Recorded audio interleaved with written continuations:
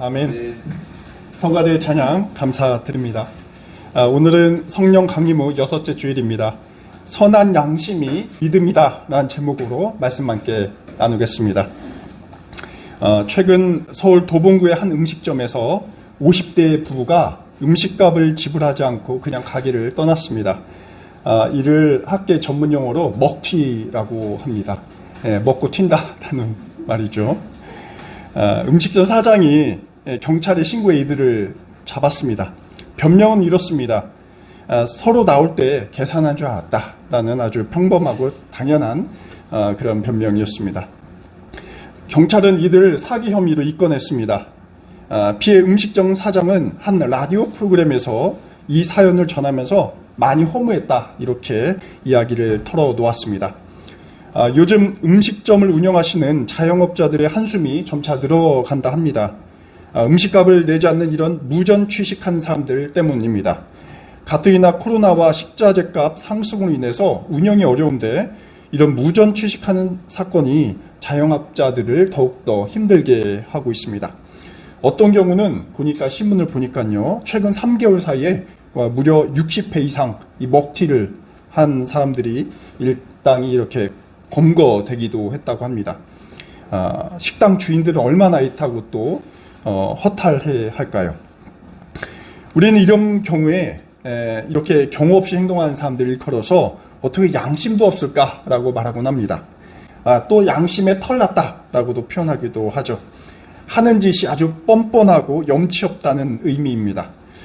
무전 취식만이 아닙니다. 여러분 아신 것처럼 택시도 그렇죠. 택시를 타고 자기의 목적지에 도착했는데 현금이나 카드가 없다며 기다리면 집에서 돈을 가져오겠다 하지만 나타나지 않는 경우도 굉장히 다반사입니다. 진짜 양심에 털난 사람이 하니까 생각이 듭니다. 양심과 관련해서 좀 더 중한 사례도 사실 있습니다. 지난 4월경에 있었던 전두환 씨의 손자 전우원 씨의 이 사죄 행보입니다. 여러분 아신 것처럼 광주 민주화 사건은 현대 한국 민주화 운동에 있어서 굉장히 역사적인 사건이었습니다. 신군부 세력, 특별히 이 전두환 씨의 민주화 운동 진압은 많은 사람들에게 씻을 수 없는 그런 상처를 남겼습니다. 하지만 안타깝게도 전두환 씨는 피해 당사자들에게 제대로 된 사죄를 하지 못한 채 죽음을 맞았습니다. 이에 손자인 전우원 씨가 역사적 과오를 대신 사죄했습니다. 물론 이러한 사죄가 타당한지는 논란의 여지가 있습니다. 하지만 그는 직접 5.18 민주묘지를 찾아 묘소에 참배했고 할아버지를 대신해 사죄말을 했습니다. 피해 유가족을 만나 아픔을 나누고 화해를 위한 한 걸음을 더 내딛었습니다. 당사자들도 이 청년의 이러한 행보에 대해서 굉장히 공감을 보이기도 했습니다. 그런데 한 언론에서는 이 전원 씨와 인터뷰에서 왜 이러한 행동을 하게 되었습니까? 라고 질문을 던졌습니다. 그 답변은 이렇게 돌아왔습니다. 양심이 허락하지 않아서 그랬습니다. 이렇게 보니 양심이란 실체는 우리 눈에 보이진 않지만 우리가 살아가는 데 있어서 매우 중요해 보입니다. 여러분, 그렇다면 양심이라는 것이 무엇입니까? 어떤 부끄러운 감정일까요? 아니면 수치심일까요? 사전을 보면 이렇게 양심을 정의하고 있습니다. 어떤 행위에 대하여 옳고 그름, 선과 악을 구별하는 도덕적 의식이나 마음씨다. 이것이 바로 이제 양심이라는 것입니다. 만일 인간이 양심을 잃는다면 사회는 굉장히 무질서해질 것입니다. 동물의 세계와 별반 다르지 않을 것입니다. 그래서 우리는 학교 교육이나 사회와 과정을 통해서 이 양심을 키울 것을 주문받습니다. 그런데 신앙의 관점에서 보자면 그리스도인들은 더 양심적일 것이다 라는 사회적인 그런 공감대가 있습니다. 앞서 말씀드린 것처럼 양심이라는 것이 선과 악을 구분할 수 있는 분별력이기 때문에 이는 다분히 사회적 규범이나 의식 문제만 아니라 종교의 영역이다라고 말씀드릴 수 있습니다. 특별히 성서는 선과 악에 대해서 분명하게 가르치고 있습니다. 또 선한 존재가 될 것을 강조하고 있습니다. 이 때문에 신앙인이 양심에 반하는 행위를 할 경우 어떻습니까? 더욱더 세상으로부터 거센 비판을 받게 됩니다. 신앙인들에게 높은 윤리의식을 기대하는 것도 바로 이러한 양심의 문제와 굉장히 긴밀한 관련을 맺고 있기 때문에 그렇습니다.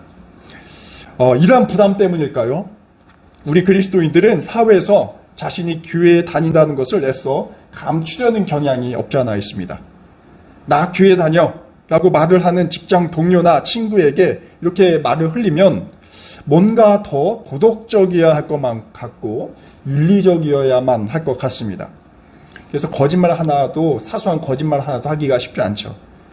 또 말도 가려야 해야 될 것 같고, 뭐 술자리 같은 경우도 다소 이제 양심의 가책을 느끼는 경우도 없지 않아 있습니다. 어찌 보면 굉장히 불편하고 또 불쾌한 상황을 만들어낼 수도 있습니다. 그렇다면 양심이라는 것이 이렇게 중대한 것인데 과연 성경은 이 양심을 어떻게 볼까요?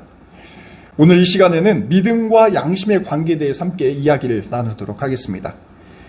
흥미롭게도 구약 성서나 또 복음서에는 이 양심에 해당하는 히브리어 단어나 헬라어 단어가 나오지 않습니다.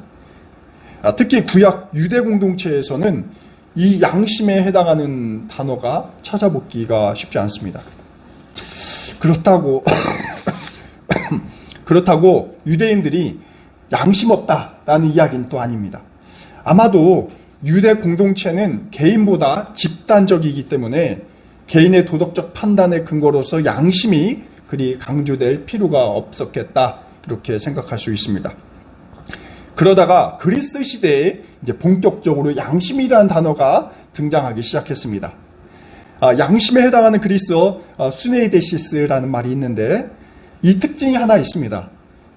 우리나라 이 양심의 말 속에는 여러분 선하다 이 뜻이 내포되어 있는데 이 그리스어에는 선하다라는 말이 없습니다.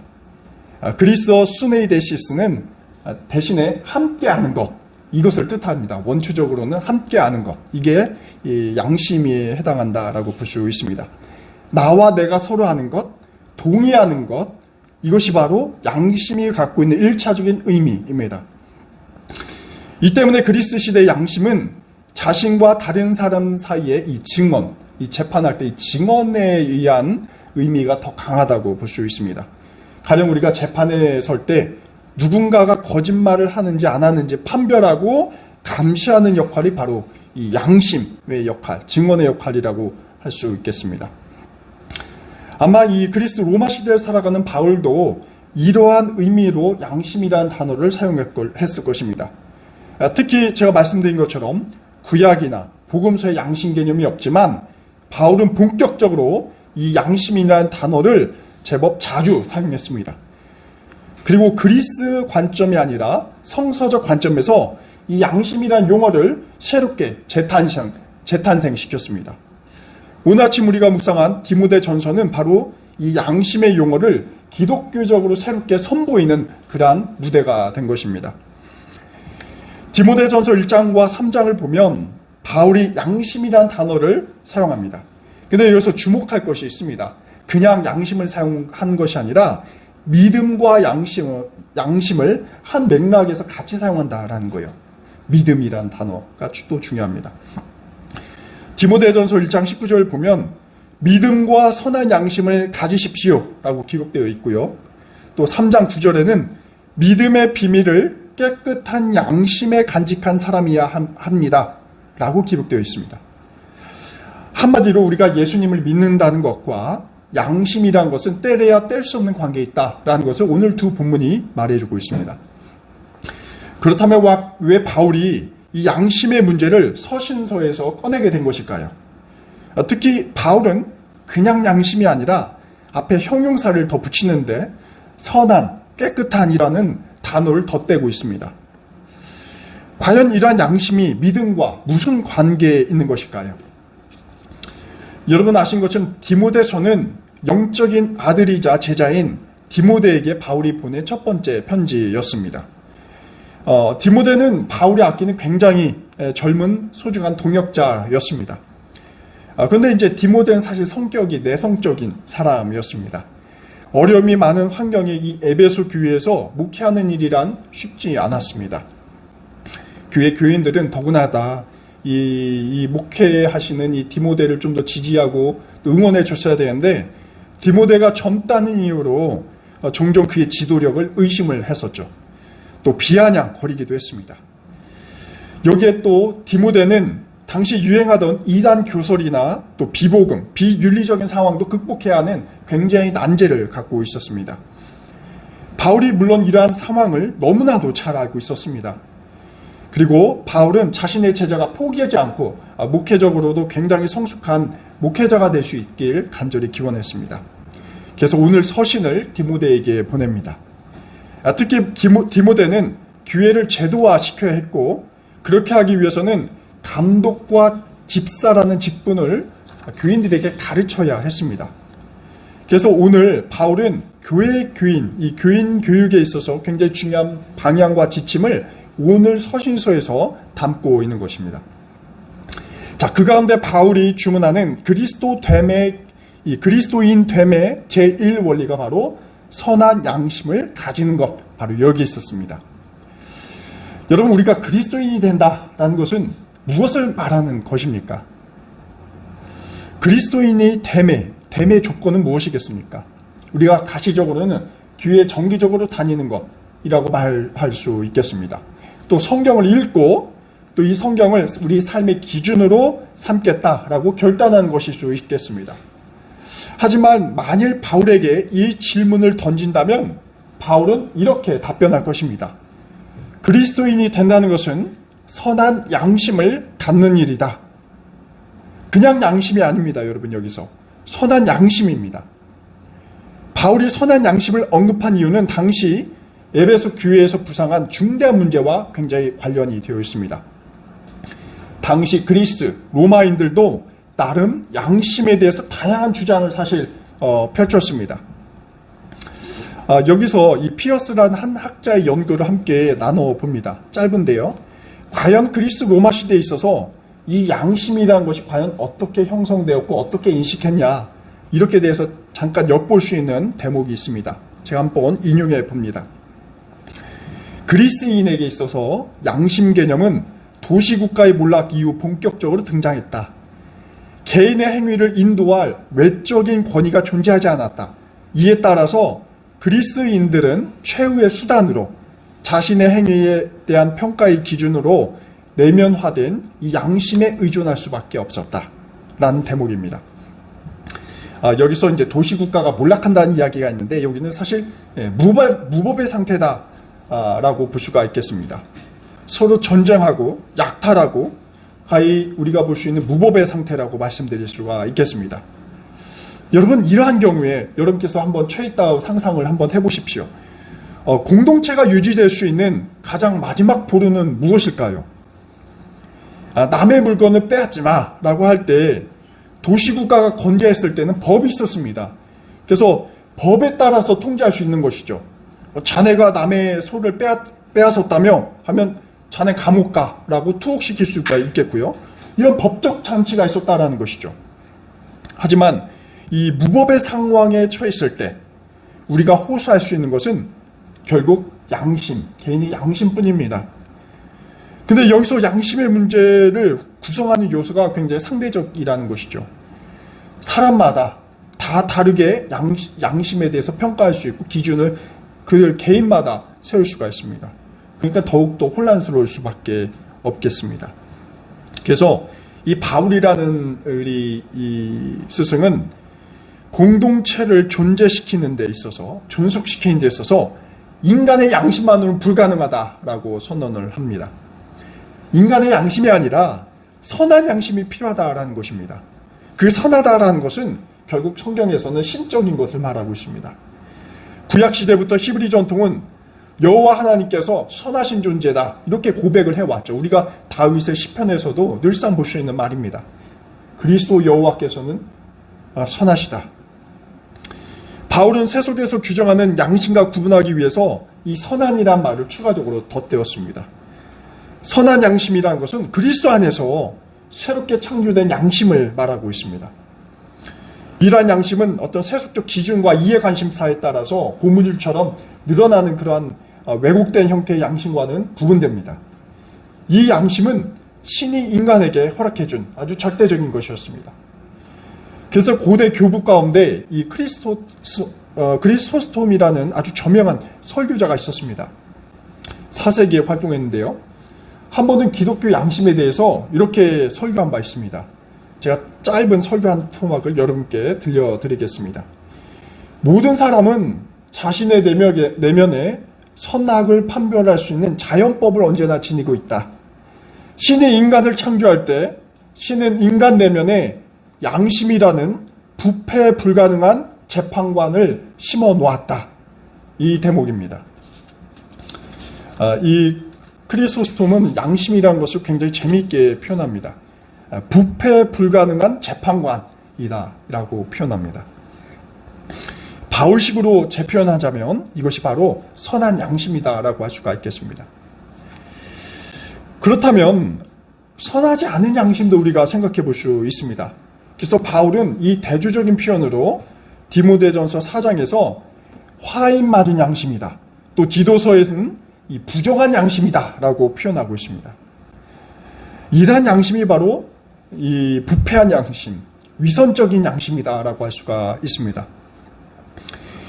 당시 디모데가 목회하고 있는 이 에베소 교회의 환경은 바로 이러한 위선적인 양심이 가득하고 범람하고 있었습니다. 특히 교회 안에도 마찬가지였습니다. 교인들은 자신의 부도덕을 은폐하기 위해서 경건한 체하고 유식한 체하고 갖가지 유효한 말로 스스로를 위장했습니다. 그것이 마치 양심적이다라고 드러내기 바빴던 것이죠. 자신은 실제로 의롭지 않으면서도 의로운 말로 포장을 했습니다. 사실 바울 시대뿐이겠습니까? 오늘도 별반 다르지 않습니다. 한국교회 모습을 상상해보면 아쉬운 그런 차원이 많이 있죠. 이러한 양심이 사실 부정한 양심이다라고 할 수 있습니다. 그래서 디모데전서 3장 8절에는 이 부정한 양심을 가진 자를 오늘 말씀 속에서 이렇게 묘사하고 있습니다. 한 입으로 두말하는 자, 술에 탐닉하는 자, 부정한 이득을 탐내는 자, 바로 이 세 가지 유형을 이러한 행동거지가 우리 양심과 관련되어 있다라고 보고 있습니다. 결국 바울이 이야기하고자 하는 것은 이것입니다. 우리 마음속 깊이 배어있는 이 부정한 양심을 선한 양심으로 바꾸자라는 것입니다. 선한 양심 회복 운동을 하자라는 것입니다. 이것이 사실 바울의 핵심 요지입니다. 그래서 앞서 예를 말씀드린 것처럼 음식을 먹고 음식값을 지불하지 않는 사람에게 어떻게 저렇게 양심도 없을까 말하는데 사실 실은 양심이 없는 것이 아닙니다. 양심이 없다는 표현은 그들의 양심이 부패해서 재판관으로서의 노릇을 전혀 하지 못했다라는 이야기입니다. 자신의 행동과 마음씨를 올바로 해야 할 그 양심이 이미 부패해가지고 구제할 수가 없는 상태다라는 것을 말하는 것이죠. 그래서 바울은 이 회복 불능의 양심을 하나님께서 주시는 선한 양심으로 전환할 것을 여기서 강조하고 있습니다. 그리고 또 중요하게도 이것이 바로 믿음이라는 것입니다. 기도와 많이 하는 것이 믿음이 아니라, 헌금 많이 하는 것이 믿음이 아니라, 또 성경을 암기하는 것이 믿음이 아니라 우리의 부패한 양심을 선한 양심으로 변화시키는 것, 바로 이것이 믿음이다라는 사실입니다. 굉장히 이 바울을 볼 때 때로는 굉장히 윤리적이고 도덕적인 측면이 있어요. 양심이란 것이 어떻게 보면 이 세속의 영역이고 또 기독교의 신앙을 넘어서는 것이라 그 밑에 있는 것, 기독교의 믿음이 더 양심보다 우월한 것으로 두는 우리 세태도 있었습니다.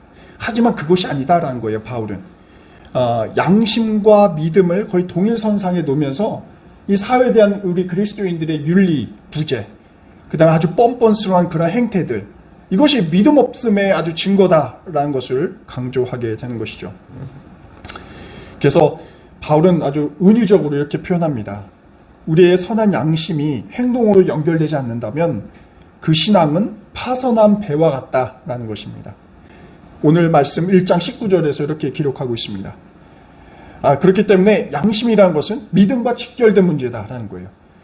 바울은 당시 부정한 양심이 가득 찬 에베소 교회의 안팎의 이러한 상황에 대해서 선한 싸움을 하라 당부합니다.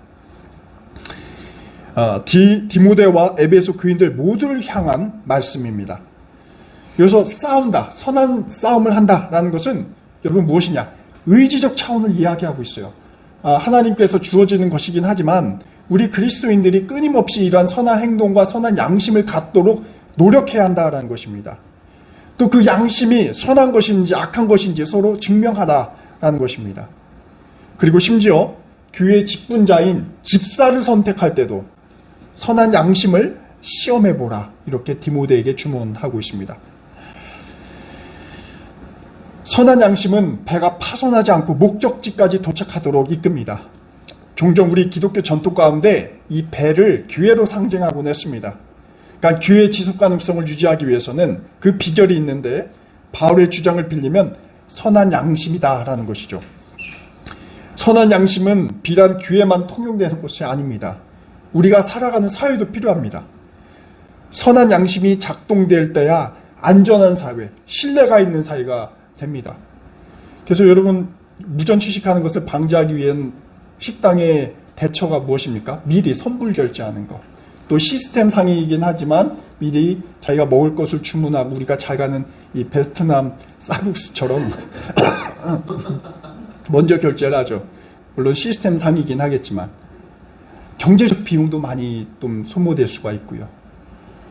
그러니까 사회를 서로 불신한 사회로 만들어 버립니다. 그 굉장히 사회를 균열시키고 좀먹게 하는 문제가 되는 것이죠. 그래서 오늘날 우리 사회 곳곳이 사실 난파된 상황에 있다라고 말씀드릴 수가 있겠습니다. 아무리 선장의 기술이 뛰어나다 하더라도 배가 난파된다면 우리는 목적지에 안전하게 다다를 수 없습니다.